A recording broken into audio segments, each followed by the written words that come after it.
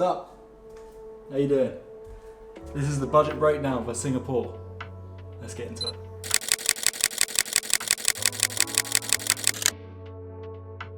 Okay, so as I say, this is the budget breakdown for Singapore. I spent 3 nights in Singapore, so I arrived there quite late one evening. I spent a full day there, and then a second full day there. I stayed one more night, and then about half a day, I had to leave my hostel at 2 p.m. to go catch my flight. So we're gonna break down everything, every single penny that I spent in those 3 days in Singapore. This will probably be quite a quick video. I don't want to take up too much of time. I just want to give you a breakdown of what I spent in Singapore so that if you are planning on going to Singapore, you know how much you really need. I would also like to preface this with the fact that I am traveling right now as a budget backpacker. I'm trying to save as much money as I can, not spend it on unnecessary things. I'm also not really getting souvenirs or anything like that. So this is someone that's trying to do long-term travel, how much they realistically spent in Singapore. But I would also like to say I didn't not do anything that I wanted to do in Singapore to try and save money. So take that as you will. Before we get into it, do me a favor. A lot of you asked for this type of video to break down exactly how much I spent while traveling in places. And you know, I'm telling you literally exactly what I spent my money on, which some people might get a bit funny about doing. I'm happy to because I want to help you guys travel. But do me a favor if you don't mind, and go drop a thumbs up down below and just let me know that you appreciate these videos and help me push it out to other people. It will massively help me out. Enjoy. So first and first, my biggest expense in Singapore was my accommodation. Now I stayed in a hostel. It was at Spacepod at SG. There's a photo of it or video, something to show you what it was that I was staying in here. Obviously, if you want to stay in a hotel, if you want your own private room, you're going to be paying more than this. But as I say, budget backpacker. This is what I stayed in. So that cost me 54 UK. All of this is in UK pounds, by the way. 54 UK pounds to stay there for 3 nights in Singapore. My second biggest expense was food. Obviously, I had dinner when I first arrived, 3 meals one day, 3 meals 2 days, and 2 meals on the last day, breakfast and lunch. So for a total, I spent £32.68 on food. So that was a total of 9 meals. So that works out at roughly £3.60 per meal.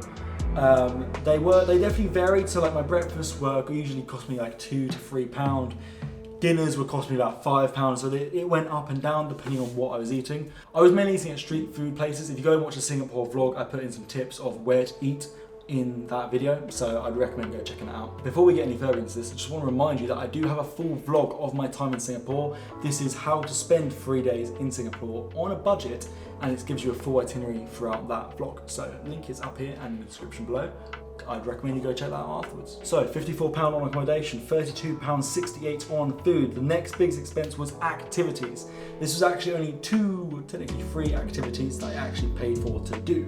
That was the Flower Dome and the Cloud Forest in the Gardens by the Bay. That cost me £14.59p.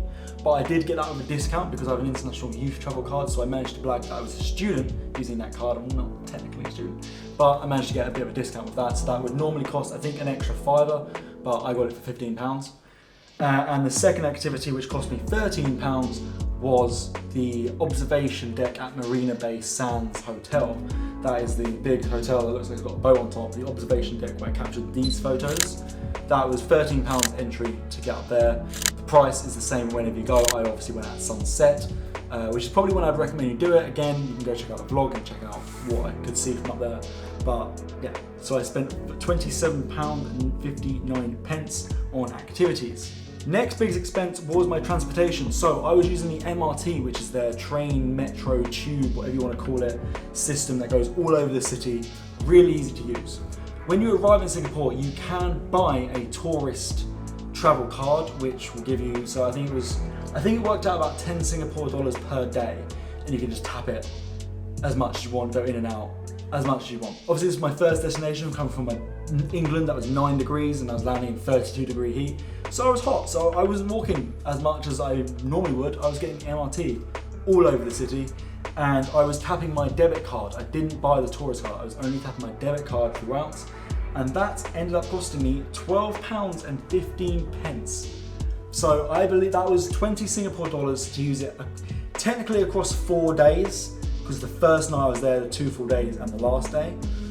So that works out a lot cheaper than buying the actual tourist card. I have separated extra food into a different category because this was iced coffee, it was Oreos, it was food I didn't need to buy. You don't need to spend money on this food, which is why I've separated it from the actual food. These were sort of like extras. I had an iced coffee every day, and I bought a few packs of Oreos because I just love Oreos, and they're a good little snack, you know, they're just great.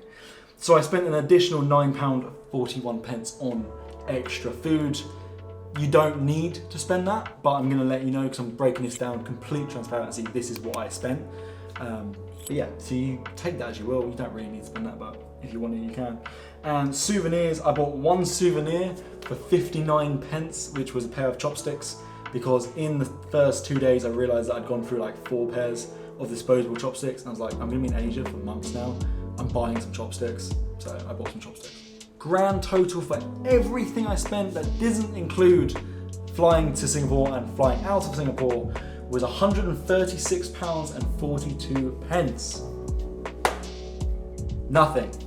Not nothing, obviously, but very cheap.